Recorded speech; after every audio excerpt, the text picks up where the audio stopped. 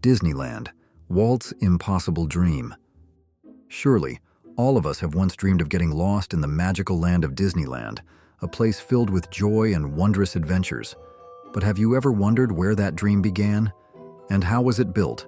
Today, let's journey back to the challenging early 1950s to discover an inspiring story and a grand vision that changed the world, named Disneyland. The seed of a crazy idea. Do you remember those warm Saturday afternoons when the world was slower, not as rushed as it is now? For Walt Disney, the man who created world-famous stories and characters, Saturday afternoons were daddy-daughter days with his two little girls. On those familiar weekends, Walt would often start his trips with his children by looking for various entertainment venues. He would take his daughters to local amusement parks, where there were magnificent carousels and exciting rides that made the girls shriek with delight. As he sat on a park bench, eating peanuts and watching his daughters play on the carousel, an idea sparked in his mind. Walt felt that there needed to be an entertainment place where parents and children could have fun together, experiencing joy without being separated by individual rides or unsafe spaces. It was a simple idea, yet it carried an extraordinary vision, far beyond the noisy and sometimes dirty, dangerous amusement parks of the era. In 1923, Walt Disney, along with his brother Roy Oliver Disney, started their company. Initially known as Disney Brothers Studio, it later changed its name to Walt Disney Productions and is now the Walt Disney Company. They created stories and characters that became globally famous, ingrained in the minds of millions of fans worldwide. Tourists flocked to Hollywood with burning hope, hoping to find magic at Disney Studios, eager to meet their favorite animated characters. But in reality, they only saw ordinary offices and sound stages, with no magic as they had imagined. Walt realized he needed a place to alleviate this disappointment, a space that truly brought the magic people expected, a place where animated characters could step out of the screen and come alive right before the audience's eyes. Initially, the idea was just a small themed corner in the studio, where visitors could meet animated characters and experience a little Disney magic. However, Walt's vision quickly expanded, and this project soon swelled into the idea of an 11-acre park located directly opposite the studio. In the early 1950s, the idea of a dedicated amusement park became more serious than ever. Confirmation for this idea came from the miniature steam trains Walt built in his backyard in Holmby Hills, California. These trains were not just a personal hobby. They attracted countless visitors, from friends and neighbors to the most avid fans. The huge number of guests flocking just to experience a backyard train ride solidified Walt's belief in his grand idea, an amusement park where everyone could enjoy fun together. However, can you imagine, even those closest to Walt, who had gone through so many ups and downs with him, didn't believe in this dream? His brother, Roy Disney, who was the company's CEO and had supported Walt from the difficult early days, and even his wife, Lillian, expressed deep skepticism. They thought traditional amusement parks were often full of chaos. They worried that such a project would tarnish the reputation of the Disney brand, a brand built with so much effort and dedication. But Walt simply replied with absolute, unwavering confidence, "Yes, my park will not be like that." He envisioned a clean, safe, friendly, and magical place. With his unshakable resolve, Walt reluctantly convinced Roy to agree to fund research, and Lillian eventually conceded. These were the first seeds of a dream that seemed crazy, but held a grand vision. The difficult first steps. In early 1953, the park's initial designs exceeded the anticipated 11-acre area, making the project much larger than originally intended. Even the Burbank City Council rejected Walt's request to build the amusement park, a heavy blow to his faith and hope. This decision forced him to search for a new location, a new land for his dream, further away from the constraints of outdated regulations. This was a major obstacle, but Walt, with his iron will, was not discouraged. To persuade potential investors, Roy Disney understood that a stack of detailed descriptions was not enough. What was needed was a face for the dream, a concrete, vivid image that financiers could visualize the scale and wonder of the future park. A picture was worth 1,000 words, and Roy knew they needed a visual masterpiece. Walt asked the talented artist Herb Ryman, one of the studio's best artists, who had the ability to transform abstract ideas into concrete images, to create the first drawing of Disneyland. Amazingly, Ryman completed this work in just one weekend. Initially, Herb was hesitant, as he had only just seen rough plans and did not want to embarrass himself or Walt with a rushed, unrefined piece. But Walt, as you know, was incredibly persuasive, with eyes sparkling with conviction and a radiant smile. Both worked tirelessly throughout the weekend, staying up all night to create the first image of the park Walt would later name Disneyland. This drawing envisioned a park with 4 legendary lands, each with a distinct theme and story.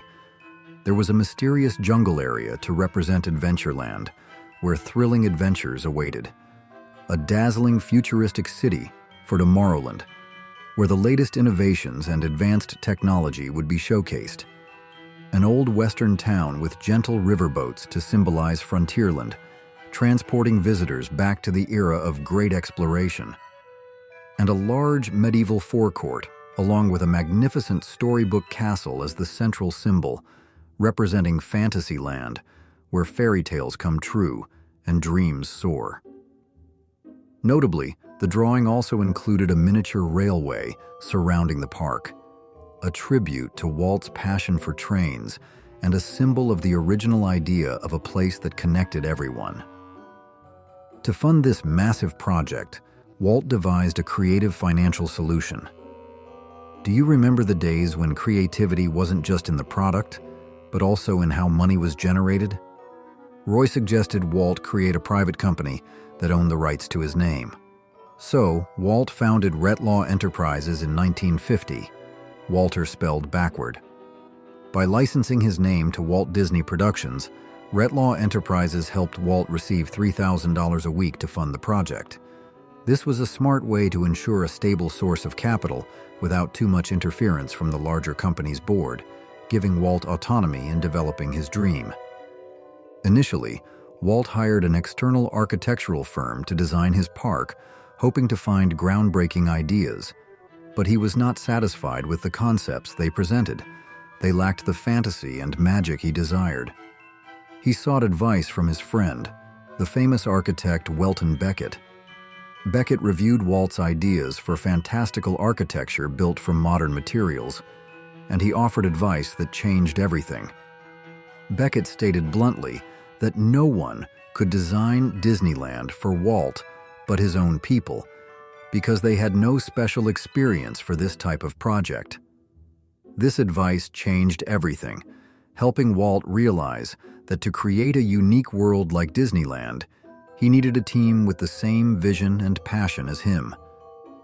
To build his magical kingdom, Walt realized he needed complete control. He didn't want the Walt Disney Productions Board to vote on or veto his ideas before they came to fruition, because he knew that great ideas often began with skepticism.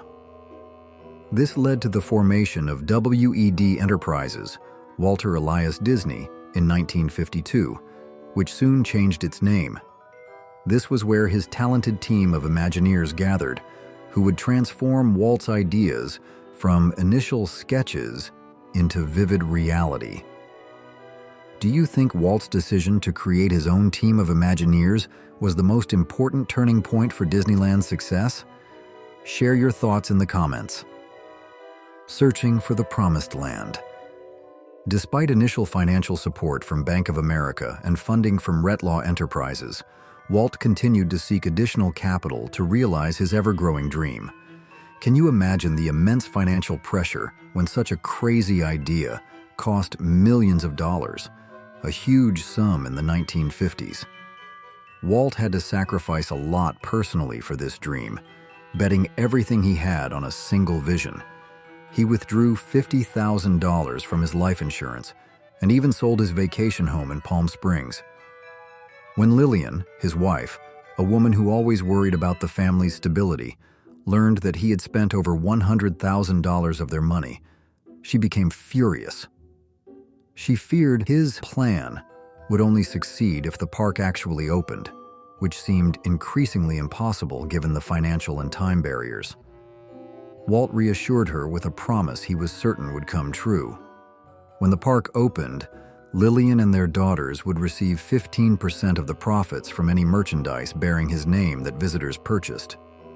To find a suitable plot of land for the constantly expanding park, Walt hired Harrison Buzz Price, who worked at the Stanford Research Institute. Walt's requirements for Buzz were specific and detailed. He needed at least 100 acres, not near the coast, to avoid undesirable types of guests. More importantly, the land had to be easily accessible from all over Southern California to ensure a huge number of guests could conveniently flock to it. Buzz undertook a massive search, scouring 5 counties, an area of about 35,000 square miles. Finally, after continuous efforts, Buzz brought great news. He had found an ideal plot of land, 200 acres of orange and walnut groves in Anaheim, California, a peaceful and secluded rural town. It was cheap land, located right next to the under-construction Interstate 5, ensuring convenient access from both densely populated urban centers of Los Angeles and San Diego. At the same time, it was far enough from major cities to avoid the riff Walt did not want in his park. Walt quickly seized the opportunity and bought all 200 acres, with firm belief that this was the promising land for Disneyland. After purchasing the land, Walt met with the farmers who had sold their land, people who had been connected to this land their whole lives. One family, the Dominguez family, had only one request. They wanted to keep 2 Canary Island date palm trees planted years ago during their family wedding, as a memento of love and connection. As a sentimental person who cherished family values, Walt kept his promise. To this day, those 2 palm trees still stand tall near the Jungle Cruise area, a living testament to Walt's promise and the emotional connection between Disneyland and its original land and stories. The financial battle and impossible deadline. After purchasing the land with money received from Bank of America, Walt still needed a huge amount of construction capital. Roy Disney, his brother as CEO, returned to New York to request more money from the bank, but Bank of America refused to lend more, unless Walt could find another major financial backer. Walt's financial battle became more challenging than ever, as he needed millions of dollars to make his dream a reality. Fortunately, a savior appeared. Do you remember the days when television was just beginning to shape American culture? The ABC television network, looking to compete with more popular stations and needing a big name like Walt Disney to increase their popularity, agreed to fund a large portion of the construction costs. In return, Walt had to star in a weekly Disneyland television show, and ABC would receive 35% ownership of the park. This agreement was a major breakthrough.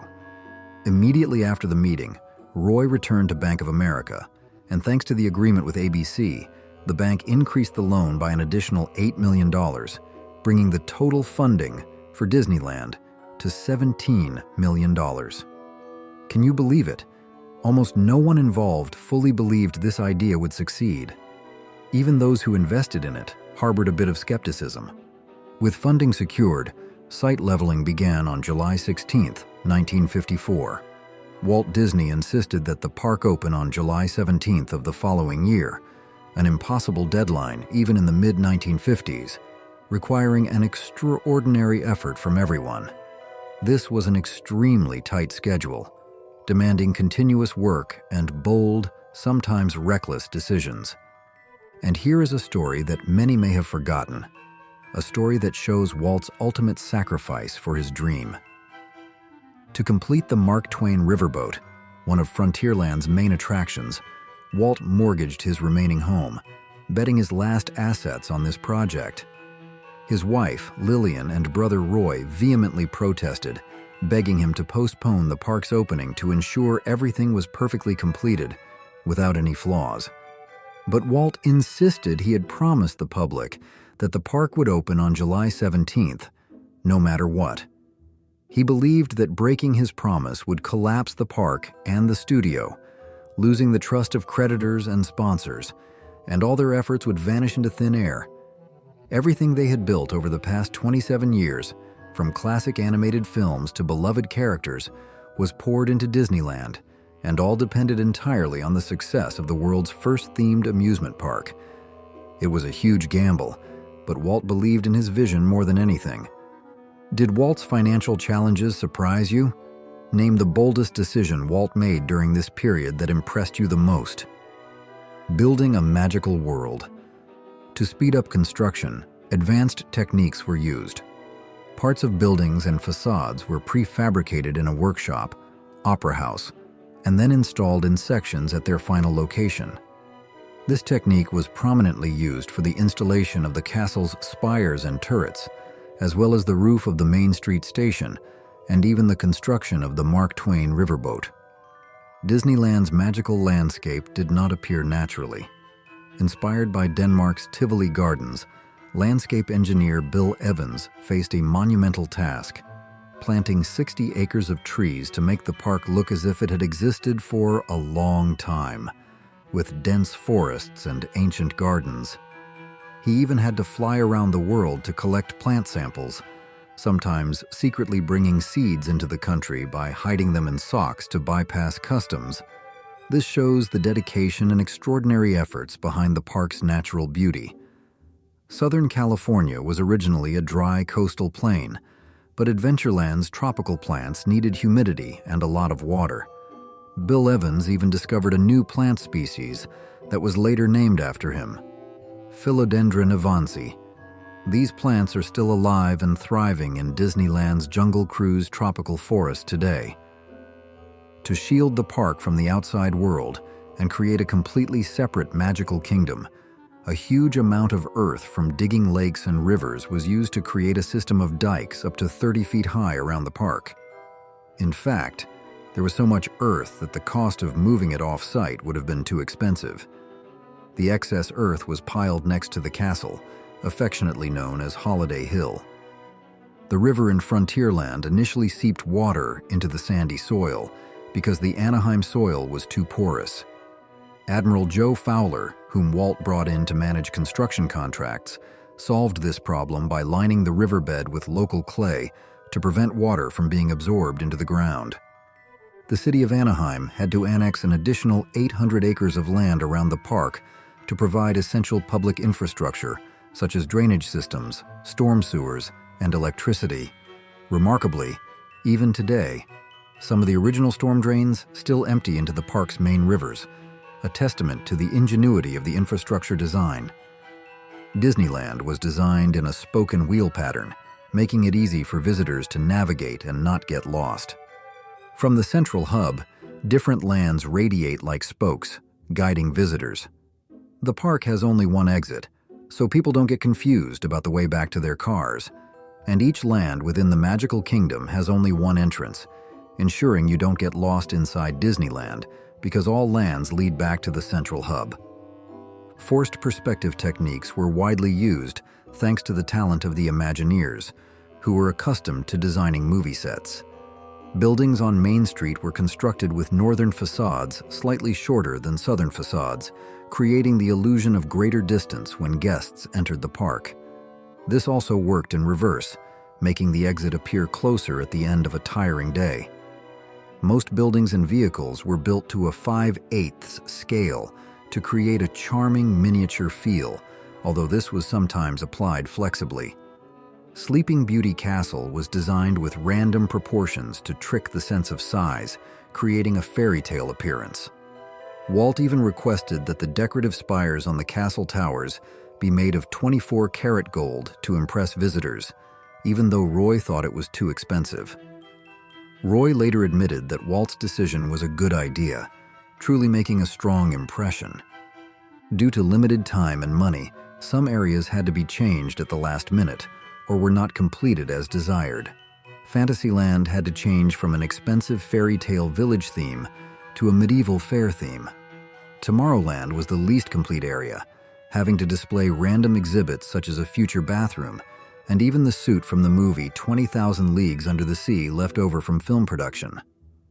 Walt's passion for railways was evident in his insistence on building the Disneyland Railroad, despite it being the most expensive item in the entire park. Walt was a lifelong train enthusiast, having invited guests to ride in his backyard on his miniature steam train named Carolwood Pacific. Disneyland's 2 locomotives were built to a 5/8 scale, running on 3-foot narrow-gauge tracks, all laid by hand. This symbolized his love for steam machines and his attention to the smallest details.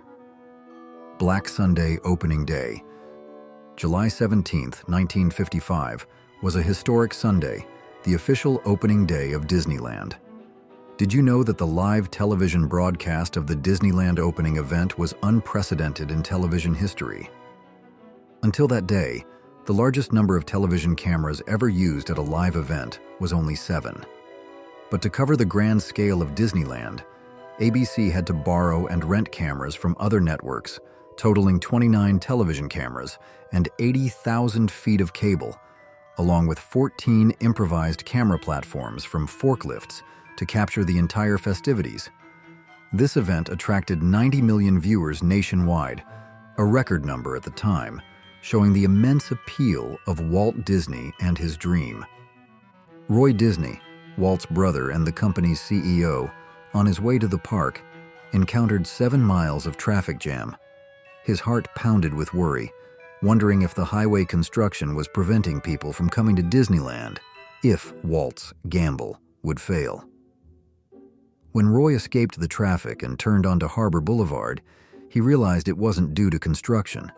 It was a sea of people flocking to Disneyland, a long line of cars just to park at the park. When he saw the panicked parking lot manager dealing with kids stuck in traffic relieving themselves right in the parking lot, Roy just smiled and said, "God bless them, just let them pee." He was so relieved to see everyone coming, albeit in chaotic circumstances. However, inside the park, the situation was unprecedented chaos. Can you imagine a day as hot as 40.5 degrees Celsius, 105 degrees Fahrenheit, the scorching heat of a California summer? The extreme temperature required dry ice to be loaded into cameras to prevent them from overheating. Camera cables were strewn everywhere, tripping visitors. Women's high heels sank into the newly poured asphalt laid just hours earlier, making walking incredibly difficult. Visitors were forced to buy drinks because there were no public water fountains. Only Pepsi and Coke products were sold, causing discomfort in the intense heat. The Mark Twain riverboat was overloaded with over 500 passengers, far exceeding its safe capacity, causing water to flood the deck as the boat circled the river. Trash piled up everywhere, and the restrooms in Adventureland overflowed, unable to be cleaned quickly due to the overwhelming crowd. Although only 11,000 invitations were sent out, the park welcomed 28,000 people, exceeding its capacity of 10,000. Fake tickets were sold everywhere on the streets, and one man even brazenly set up a ladder charging people to climb into the park over the fence, showing the level of chaos and the public's eagerness to get in. A series of disasters followed. Food ran out, Autopia cars broke down, and a gas leak in Fantasyland forced rides to close, disappointing visitors. All these disasters occurred while Walt was kept completely in the dark about the actual situation, as he constantly had to move from one location to another to appear on the live broadcast, presenting the perfect face of the park. At the end of the day, when Walt was finally informed of everything that had happened, he was indescribably furious, his face red with disappointment and anger. He yelled and demanded that his Imagineers fix the park immediately, working tirelessly through the night to prepare for public opening the next day because he would not accept any imperfection. This opening day was dubbed Black Sunday by the press, a name Walt utterly hated and never wanted to mention, as it went against his dream of a perfect, happy place. Do you remember any past major event where things didn't go as smoothly as planned? Tell us your story.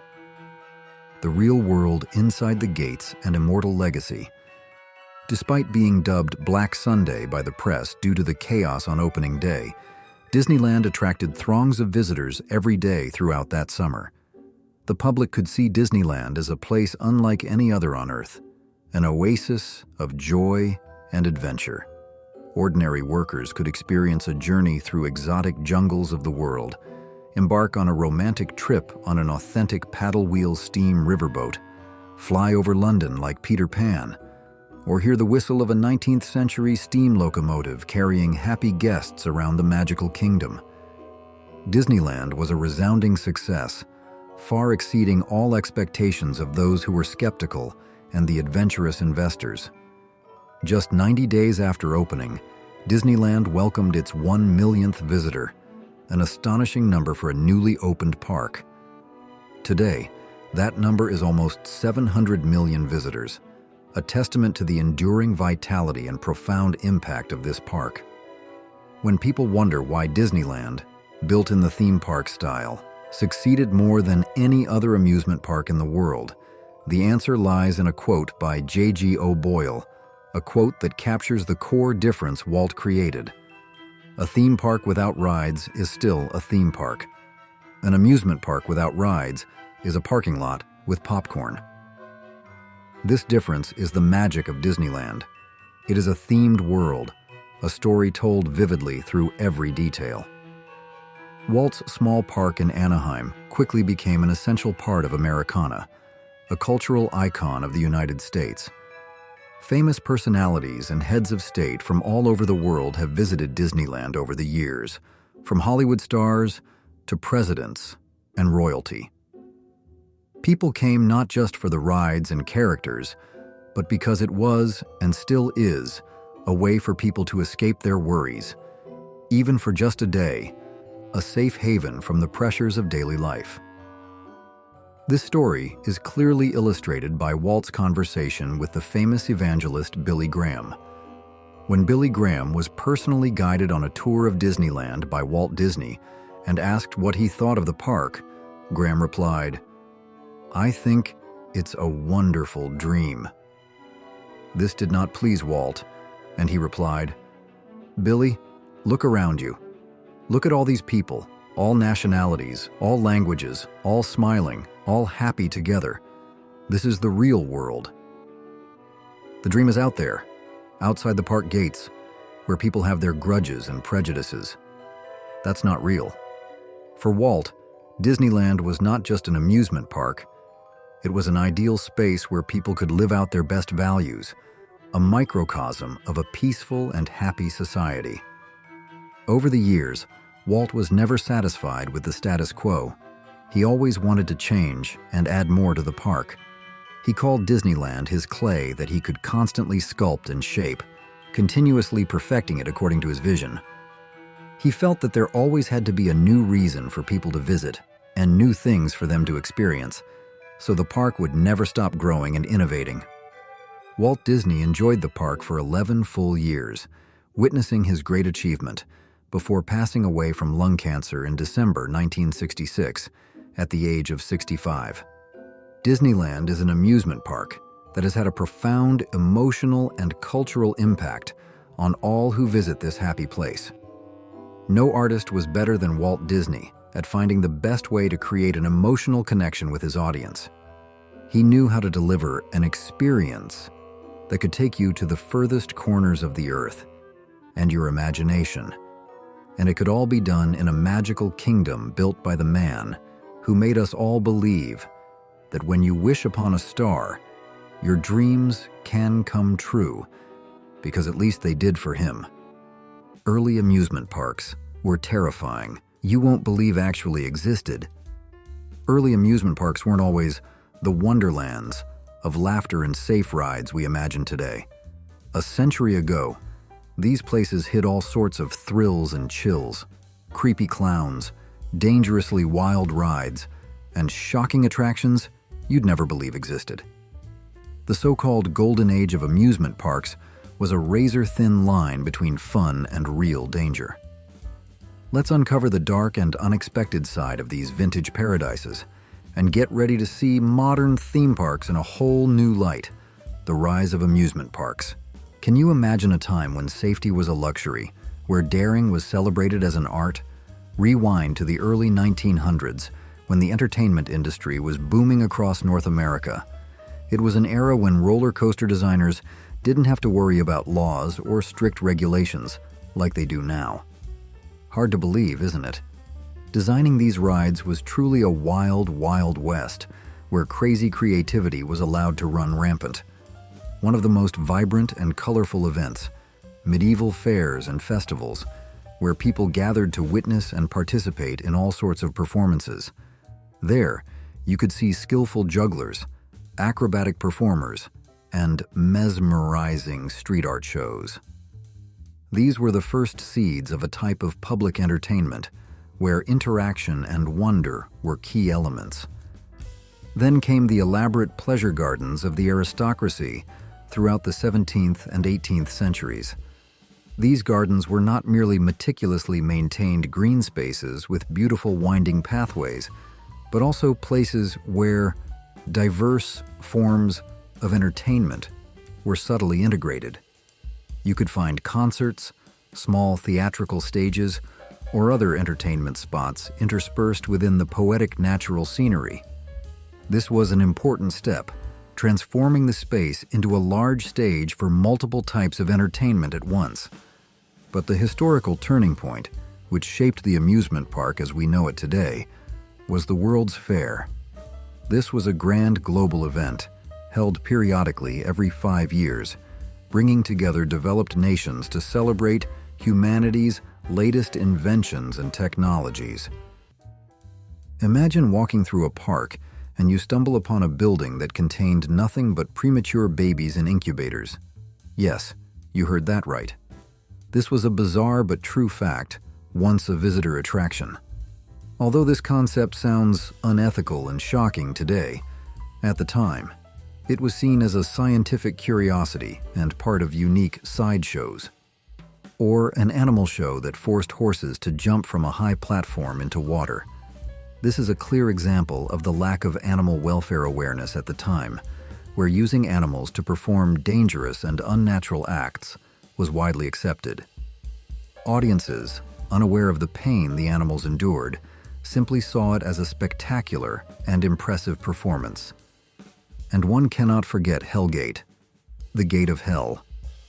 This was a boat ride that took visitors through hellish scenes, designed to evoke a sense of dread and fear.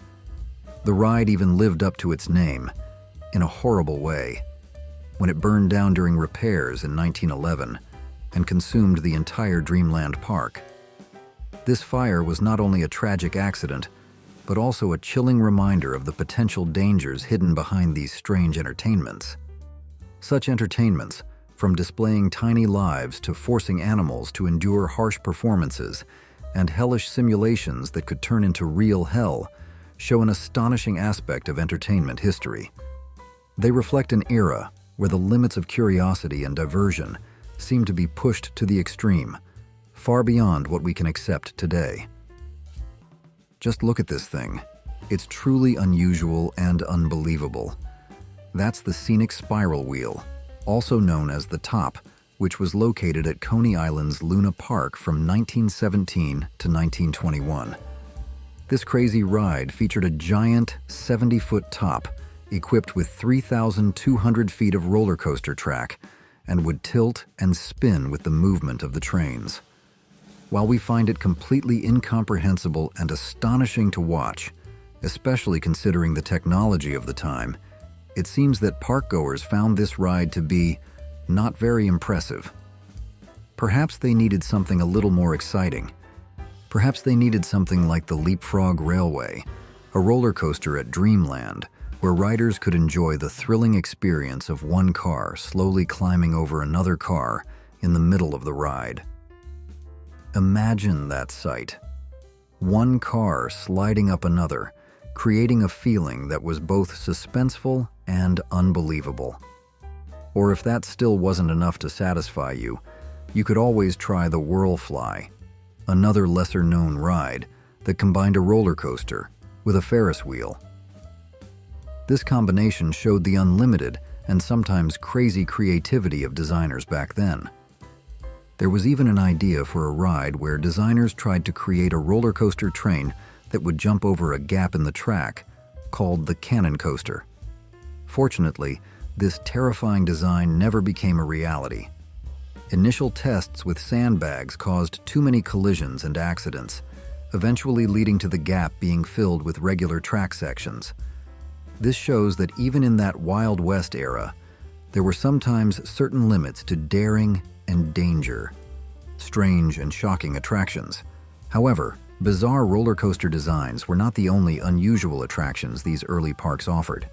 They also featured shocking attractions that you would hardly imagine ever existed in an environment called entertainment.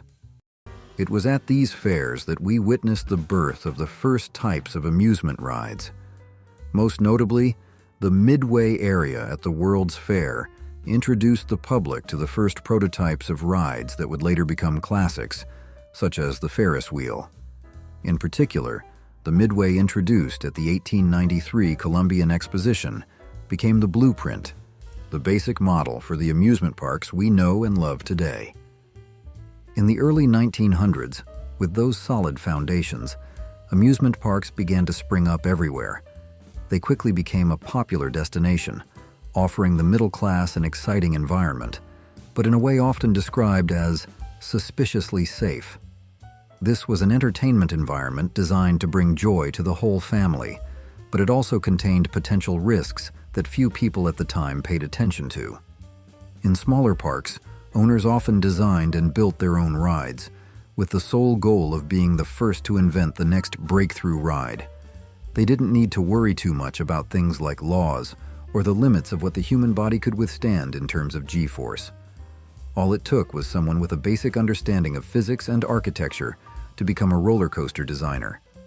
Bada bing, bada boom, and you had your own roller coaster design, ready for customers to experience unprecedented thrills.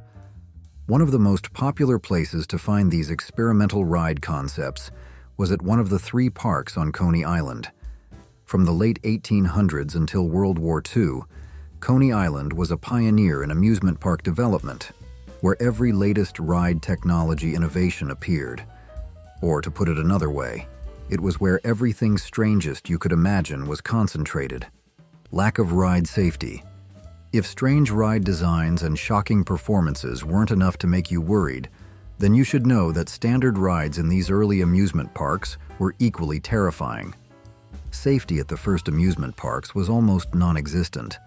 Although every ride was built with the initial intention of being safe, it was only early 1900s safety standards.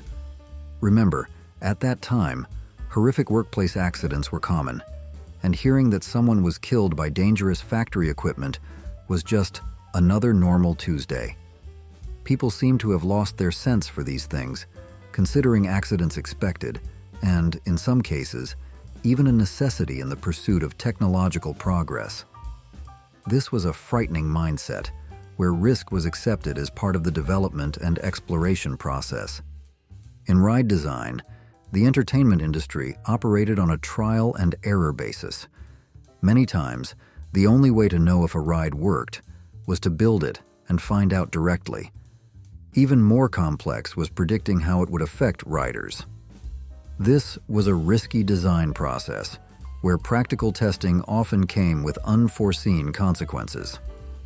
What's incredible is that many early rides had no seatbelts, lap bars, or even handholds to cling to.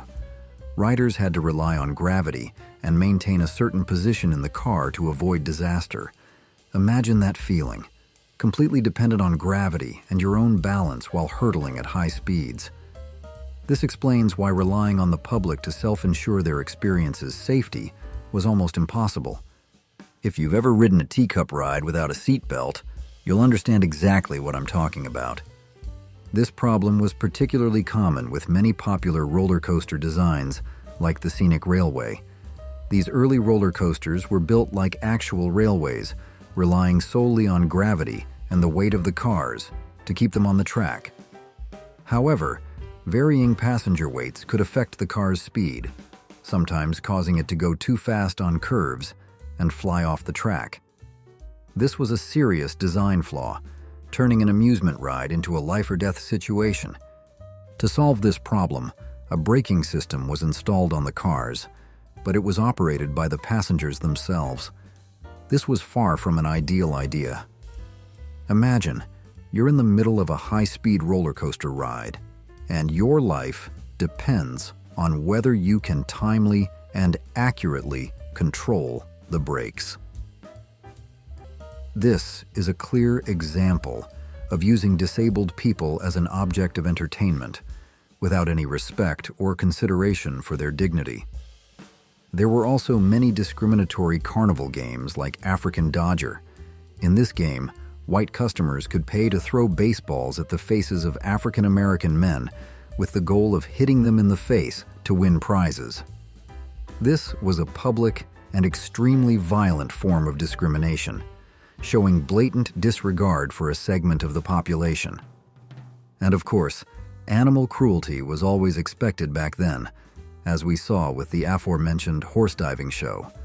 These types of entertainment were horrible and shameful, but sadly, they remain an important part of amusement park history, a part often not mentioned or intentionally overlooked. They are proof that entertainment can come with unethical behavior and cruelty towards humans and animals. Although changes have been made over the years, the process of removing more problematic elements from amusement parks, as well as improving ride safety, would be slow and gradual. It wasn't until the 1970s that stricter laws became widespread to regulate entertainment venues in North America, setting safety and ethical standards that had not existed before. This was a long and arduous process, marking a transition from an unregulated industry to a more tightly controlled one. Although today amusement parks are considered quite family-friendly, safe destinations for all ages, the variety of entertainment found in the early 1900s offered a completely different kind of amusement. They were known as places where social boundaries of the era could be crossed. This was not just a place for fun, but also a space where public conduct rules were loosened and sometimes broken. This was especially true for the parks on Coney Island. Here, many attractions required men and women to physically touch each other in public, something scandalous and even taboo at the time. Try to imagine, in an era where touching someone of the opposite sex in public could cause gossip and scandal, these parks provided the perfect excuse for physical interactions. A typical example was Steeplechase, a roller coaster, and also the name of Steeplechase Park. In this ride, couples would ride wooden horses along parallel tracks to simulate a horse race. Since the cars had no safety restraint system and only provided handholds to cling to, riders had the opportunity to engage in some scandalous premarital shoulder touching. This made Steeplechase particularly popular with young couples, as the ride created a setting that allowed them to have physical contact that would normally be condemned by society. After exiting Steeplechase, park visitors would be led through the Blowhole Theater. Here, holes in the floor would unexpectedly blast air upwards at passers-by. The purpose of this game was to lift women's skirts, exposing their legs and undergarments to public view. Imagine that public humiliation. And while everyone was distracted by this sight, men would then be attacked by a pair of clowns with electric prods. Can you imagine? This is like stepping out of Space Mountain and Goofy suddenly attacking you with a stun gun. After being thoroughly humiliated, couples would have the opportunity to join the audience to watch the next unfortunate souls pass by, or enjoy other attractions offered by the surrounding entertainment stalls. These games also emphasized bringing people closer together involving games where guests could climb, slide, or pass through fun mirror house elements. However, attractions aimed at humiliating park visitors were not all that these places offered. Early amusement parks were also full of sad and dark aspects, ableism, and animal cruelty.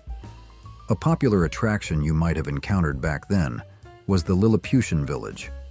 This was a mock village where dwarfs were hired to live as part of a performance, serving the entertainment purposes of park visitors.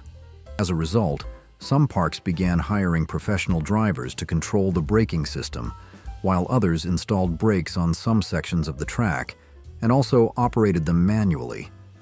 Although both solutions came from good intentions, when everything depends on human judgment, just one mistake can lead to disaster. A small error by the operator could lead to unforeseeable consequences. Another thing ride designers didn't always account for was what the human body could actually withstand.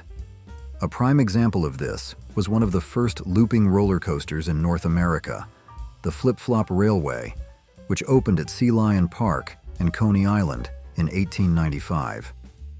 This ride featured a small circular loop that could subject riders to about 12 Gs of force.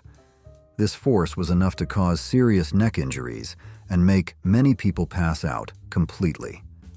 For comparison, the Shockwave roller coaster at Six Flags Over Texas, which currently holds the record for the highest G-force, only reaches 5.5 Gs.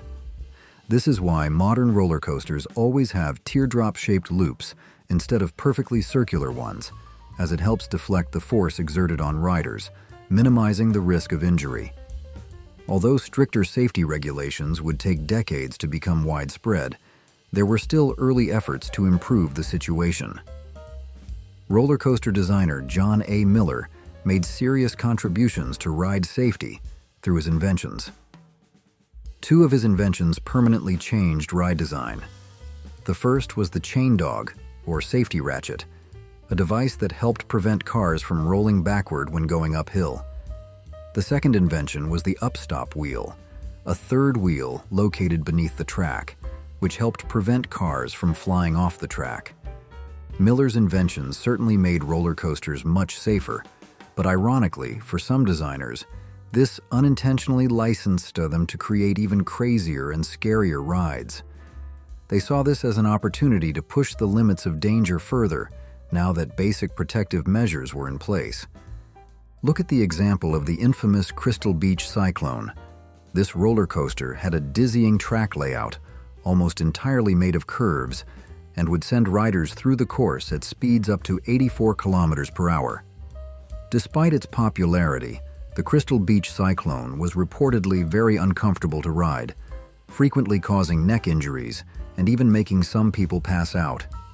There were rumors that a nurse was even hired to work at the station and treat passengers, although some sources dispute whether this was true or merely a rumor fabricated by the press. However, what was definitely not a rumor was that the cyclone had a death count. It caused the death of a 22-year-old man in 1938 when he reportedly stood up to take off his jacket during the ride and fell out of the car. This was a tragic accident, but strangely, such accidents were not enough to deter people from riding these rides. In fact, in some cases, they made them even more popular. People loved the idea of danger, and they loved the thrills that amusement parks offered them. This is a complex psychological aspect, where fear and risk became a strong attracting factor, transforming these parks into places to challenge oneself and seek new emotional limits. A place of decadence. What remains and lessons from Action Park. By the time stricter safety regulations were introduced and became widespread, the golden age of amusement parks had ended. The Great Depression caused hardships worldwide, but it particularly hit the entertainment industry hard. With people having less disposable income, the entertainment industry struggled to survive, leading not only to a decrease in demand for existing thrill rides, but also a lack of interest in inventing new ones. many small parks that had thrived during the Golden Age closed down, some leaving almost no trace that they ever existed. The industry only began to recover in the early 1970s with the advent of steel roller coasters. But by this time, amusement parks had become very different from when they began. While in many ways this change was for the better, bringing safety and more controlled experiences, I believe something was lost along the way. Certainly, Golden Age parks had a lot of safety and ethical issues, but they still offer a fascinating glimpse into technological and socio-cultural progress in the early 20th century. And while I would definitely prefer rides that are safety tested over those that aren't, this era of innovation had a charm of its own. A charm derived from its boldness, daring, and original, untamed experiences. If you still want to experience a taste of that old-style amusement park, there are still a few original attractions that have been upgraded, so they are no longer deadly. Leap the Dips at Lakemont Park in Pennsylvania is currently the oldest operating roller coaster. Built in 1902, it was renovated in 1997 and continues to bring joy to the public to this day. Ms. McKeown later went home with a broken front tooth after plummeting from a slide into a cold pool and hitting the side. Furthermore, the tidal wave pool was the site of the most fatal accidents. In just one summer week in 1982, 2 people died consecutively at Action Park's Waterworld section. The victims were a 15-year-old boy who drowned in the tidal wave pool and a 27-year-old man from Long Island who died after being capsized from a kayak. Ambulances constantly transported injured victims from this park. However, despite all these accidents, park officials still maintained that the injury and mortality rates were statistically insignificant. This completely contradicted the emergency room director at a nearby hospital, who stated that they treated 5 to 10 victims from park accidents on peak days. The park's luck seemed to run out. In the summer of 1984, after the deaths of the 2 latest victims due to drowning and heart attack, Action Park truly began to face legal and financial problems stemming from subsequent lawsuits. The park's founder, Gene Mulvihill, was even sentenced to 11 years in prison for insurance fraud.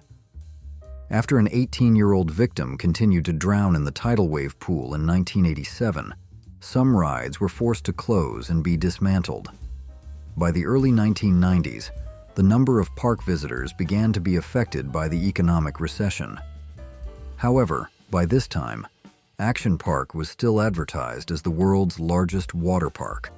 You can also visit the Scenic Railway at Luna Park in Melbourne, Australia.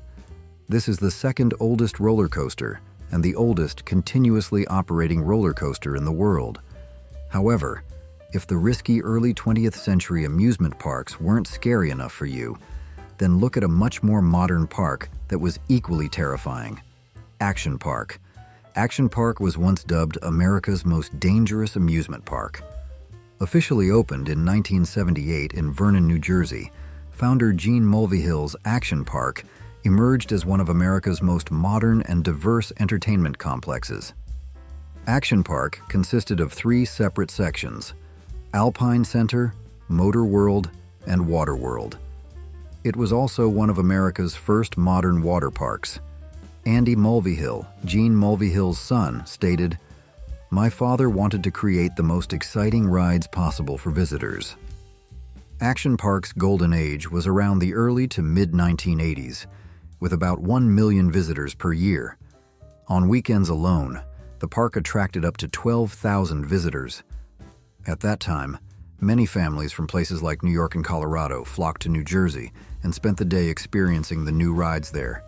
With an area of up to 100 hectares, the water park within the Action Park complex was considered the main destination with 75 rides, including 35 motorized, self-operated rides and 40 water slides. But behind that glamour was a terrifying reality. 6 people died while participating in the rides there. The first fatal accident occurred on July 8, 1980. George Larson, Jr., 19, was playing on the Alpine slide when his cart suddenly veered off the track, causing his head to hit a nearby rock, and he died instantly. Gene Mulvihill later told the media that Larson was an employee of the park who died while testing the ride. However, this person was actually a ski lift operator at a nearby park and had never worked at Action Park. Minor accidents occurred with increasing frequency. Ms. Susie McKeown, now 52, recalled a trip to Action Park after high school graduation more than 30 years ago, saying that everywhere you looked, people were injured or had scraped elbows or knees. Finally, in February 1996, after incurring $14 million in debt, Action Park officially closed its doors. In 1998, resort developer IntraWest announced the purchase of most of the Vernon Valley Great Gorge ski area, including Action Park and other Mulvihill real estate properties, for $10 million. A new park was later reopened under the name Mountain Creek Water Park. Nevertheless, the name Action Park remains a clear reminder of extreme risk, a testament to how even in modern times, daring can exceed limits and lead to tragedy. Old amusement parks were truly an unbelievable and dramatic chapter in our history. Although filled with risks and controversial safety and ethical elements, they are a testament to the boldness in innovation and a unique perspective on the social culture of a bygone era. We can feel fortunate that rides today are much safer, strictly controlled by stringent regulations. But have we perhaps lost a bit of the strangeness and indescribable charm that those parks once offered? The golden age of amusement parks, with its crazy designs, shocking attractions, and even tragic deaths, has left a complex legacy. It shows that humans always crave experiences that push boundaries, heart-stopping thrills, even accepting risks in exchange for excitement. The stories of Action Park, or the strange parks on Coney Island, are not just lessons in safety, but also unique slices of human psychology and the development of the entertainment industry. So, what about these scary amusement park stories impressed you the most? And if you could go back in time, would you dare to try one of those daring rides? Would you choose the Leapfrog Railway with its overlapping cars, or a ride on the injury-ridden Crystal Beach Cyclone? Or would you venture into Hellgate, accepting the risk of fire? Please share your thoughts and memories in the comments section. Do you have a special memory of Disneyland? Share your story in the comments.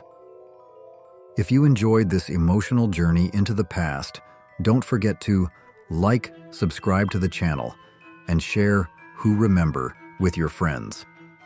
Thank you for watching, and see you in the next nostalgic stories.